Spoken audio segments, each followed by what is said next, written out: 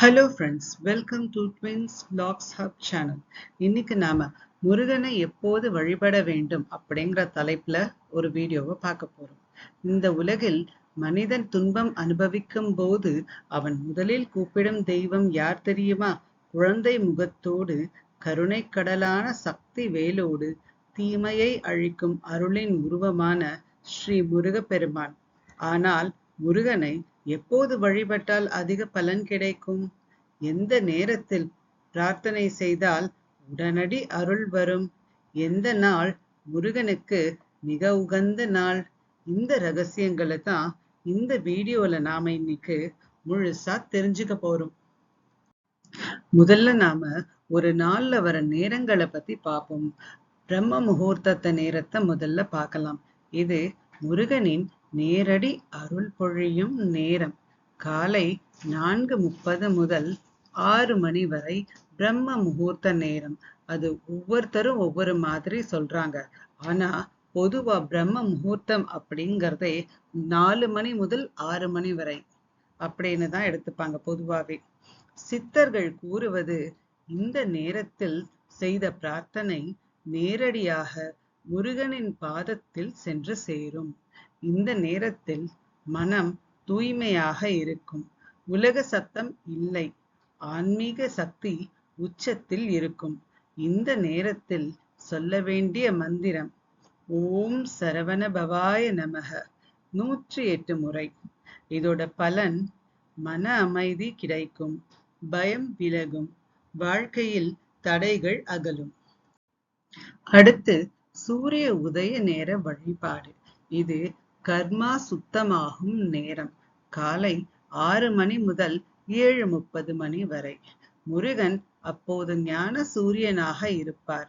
இந்த நேரத்தில் வழிபட்டால் பழைய பாவ கர்மா எரியும், புதிய வாழ்க்கை ஆரம்பமாகும். விளக்கு ஏற்றி சந்தன தூபம் காட்டி செவ்வந்தி பூ வைத்து வழிபட வேண்டும். அடுத்து மாலை நேர வழிபாடு. மனவேதனை போக்கும் நேரம். மாலை 6 முதல் 7:30 மணி. இந்த நேரம் மன அழுத்தம், கவலை, பயம் எல்லாமே கரையும். முருகனை நினைத்தால் உள்ளம் லேசாகும், நிம்மதி வரும். இந்த நேரம் பிரார்த்தனைக்கு மிகவும் உகந்த நேரம். முதல்ல நாம ஒரு நாளின் நேரங்களை பார்த்தோம். இப்போ நாட்கள்ல எந்தெந்த நாட்கள் விசேஷ நாட்கள் இது எல்லாமே பார்க்கலாம். இப்போ செவ்வாய்க்கிழமை முருகன் சக்தி முழுமையாக வெளிப்படும் நாள். ஏன் செவ்வாய் முக்கியம்? முருகன் செவ்வாய் கிரக அதிபதி. செவ்வாய் கிரகத்துக்கு ஆஞ்சநேயரும் அதிபதி. இன்னொரு முக்கியமான விஷயம், செவ்வாய் முருகனின் அவதாரம் அப்படின்னும் சொல்லப்படுது. வீரம், துணிவு, வெற்றி, தடைகள் உடைப்பு இதெல்லாம் உண்டு. புராணத்தின்படி சூரபத்மனை அழித்த நாள் செவ்வாய்க்கிழமையில் நிகழ்ந்தது. இன்று வழிபட்டால் பலன், கடன் பிரச்சனை தீரும், வேலை தடை உடையும், எதிரிகள் தோல்வி அடைவர். என்ன செய்யணும் அப்படின்னா, வெள்ளைப்பூ, செவ்வந்தி பூ இதெல்லாம் வச்சு வெற்றிவேல் மந்திரம் 108 முறை சொல்லி வழிபடணும். அடுத்து கிருத்திகை நட்சத்திரம், முருகன் பிறந்த நாள். கார்த்திகை பெண்களின் பரிபாலன சக்தியில் முருகன் அவதரித்த நாள். அதனால் தான் இந்த நாள் முருகனுக்கு ஜன்ம சக்தி நாளாக அமைந்துள்ளது. அன்று வழிபட்டால் பலன், குழந்தை பாக்கியம் கிடைக்கும், நோய் தீரும், வாழ்க்கையில் முன்னேற்றம் ஏற்படும். சிறப்பு வழிபாடு அப்படின்னா அன்னைக்கு பால் அபிஷேகம் செய்யலாம், தேன்ல தீபம் ஏத்தலாம். இந்த கிருத்திகை நட்சத்திரம் மாதம் ஒரு முறை வரும். அடுத்து சஷ்டி விரத நாட்கள்.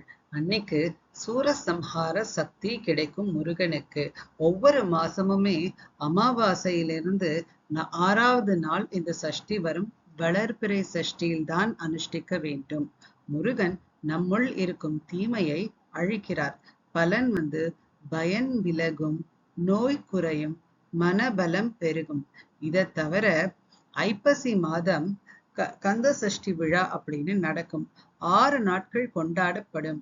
அது ஐப்பசி மாசம் வர அமாவாசையிலேருந்து அதுக்கப்புறம் வர சஷ்டியில அந்த விழா கொண்டாடப்படும். அன்று அவர் சூரனை வதம் செய்வார். செவ்வாய்க்கிழமை ஒவ்வொரு வாரமும் வரும். கிருத்திகையும் சஷ்டியும் ஒவ்வொரு மாதமும் வரும். இனி வரும் விசேஷ நாட்களை பார்ப்போம். அதாவது வருடத்திற்கு ஒரு முறை மட்டுமே வரும் நாளை பார்க்கலாம். தைப்பூசம். இது தை மாதத்தில் பூச நட்சத்திரத்தில் வரும். கர்மா அழியும் மகா நாள். இந்த நாளில் தேவர்கள் கூட முருகனை வழிபட்டனர். இந்த நாளின் சிறப்பு அப்படின்னு புராணம் என்ன சொல்லுது அப்படின்னா, முருகன் அன்றுதான் வேலாயுதத்தை பெற்றார்.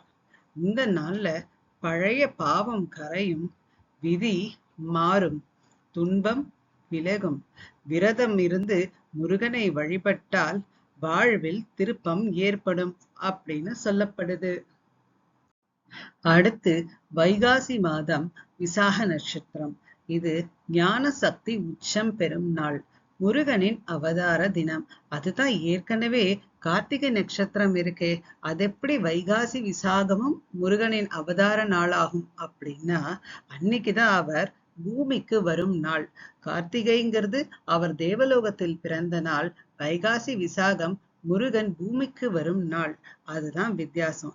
இந்த நாள்ல முருகனை விரதமிருந்து வழிபட்டால் ஞானம் பெருகும், வேலை உயர்வு கிடைக்கும், குடும்பத்தில் அமைதி நிலவும். சித்தர்கள் சொல்வது, இந்த நாளில் கேட்ட வேண்டுதல் காலம் தாழாது கிடைக்கும் அப்படின்னு சொல்லுவாங்க. அடுத்தது பங்குனி உத்திரம். குடும்ப நலன் தரும் நாள். தெய்வ திருமண நாள்.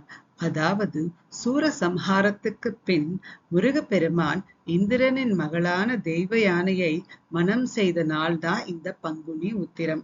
அது மட்டும் இல்லாம இந்த நாள்ல தான் அவருக்கு தேவ சேனாதிபதியாக முடிசூட்டப்பட்டது அப்படின்னும் சொல்லப்படுது. மேலும் ஸ்கந்த புராணம் என்ன சொல்லுது அப்படின்னா, இதே பங்குனி உத்திர நாளில்தான் வள்ளியையும் முருகப்பெருமான் திருமணம் செய்து கொண்டார் அப்படின்னு சொல்லுது.